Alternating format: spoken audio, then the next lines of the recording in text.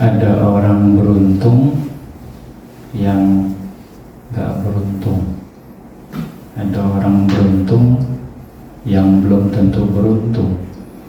Ada orang beruntung yang gak tahu diuntung.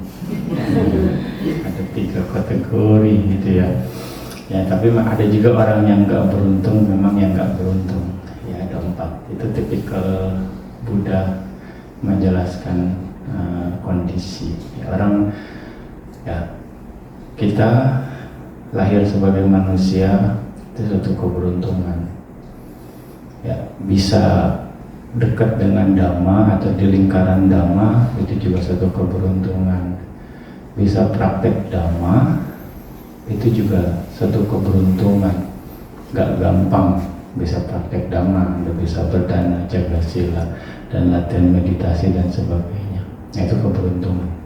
Ya, itulah variasi-variasinya yang tadi Bante bilang. Ada orang beruntung tapi tidak beruntung. Dia terlahir sebagai manusia tapi tidak ada kondisi yang menguntungkan untuk dia bisa kenal Dhamma, praktek Dhamma, walaupun dia dekat dengan Dhamma itu sendiri.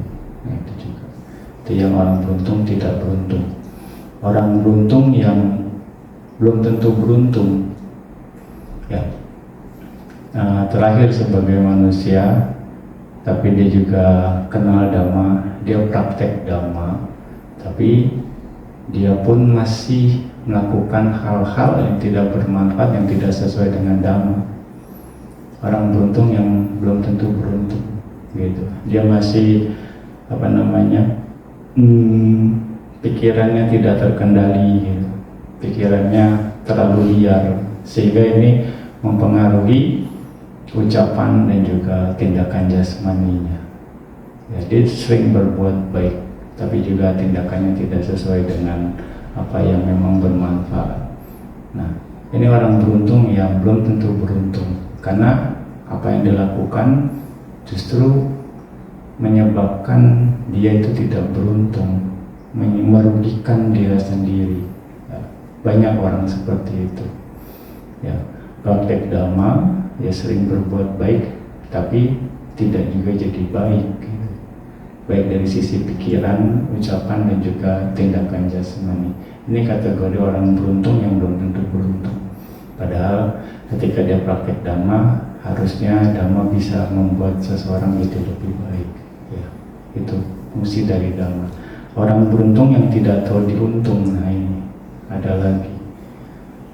Ya, semua kondisi yang tadi Bante sebutkan sudah ada, tapi ya dia merasa ya kurang, dia merasa ya mau lebih dalam artian keinginannya terlalu tinggi, keinginannya terlalu kuat, bernafsunya terlalu tinggi.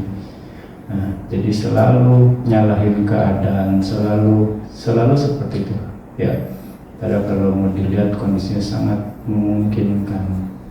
Nah, itu orang beruntung yang tidak tahu diuntung, selalu mengeluh dengan keadaan, bisa dikatakan seperti itu. Ya, nah itulah tipikal manusia. Ya, orang tidak beruntung ya memang tidak beruntung, ya itu Anda bisa paham.